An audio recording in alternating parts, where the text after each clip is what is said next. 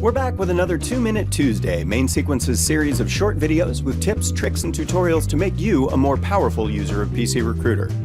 This week, we're looking at creating a confidential or blinded resume in PC Recruiter, which is a common task to perform before sending a candidate's information to a potential hiring authority. We're going to start by quickly parsing a resume into the system as a new candidate record. We'll click the icon at the upper right, choose Name, and then choose Parse from Resume. Clicking Start launches the Add Resume utility. Now we click Open and select a resume.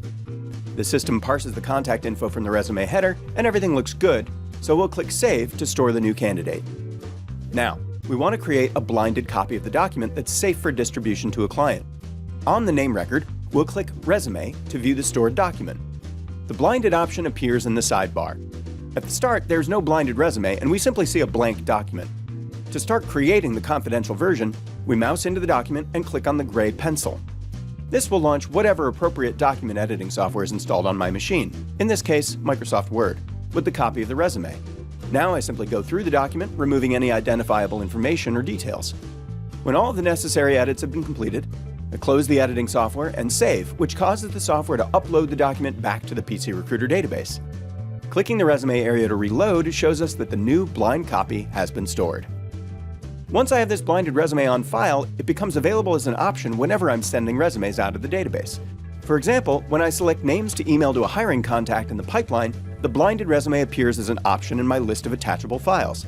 When both a complete and blinded copy of the resume are present, PCR will default to selecting the confidential version. If you get a completely new resume from the candidate at a later date, you may need to update the blinded resume as well.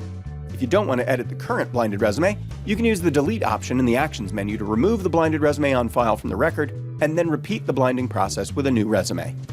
It's also worth noting that the original resume on file is the only one that's used for keyword searches. The blinded resume content is purely for use as a confidential copy to share with third parties, and doesn't affect the way the record is indexed by PC Recruiter's internal search engine. For more 2-Minute Tuesdays, subscribe to this YouTube channel and watch our social networks or your PCR login screen. If you have any suggestions for future episodes, send an email to 2minutetuesday@mainsequence.net.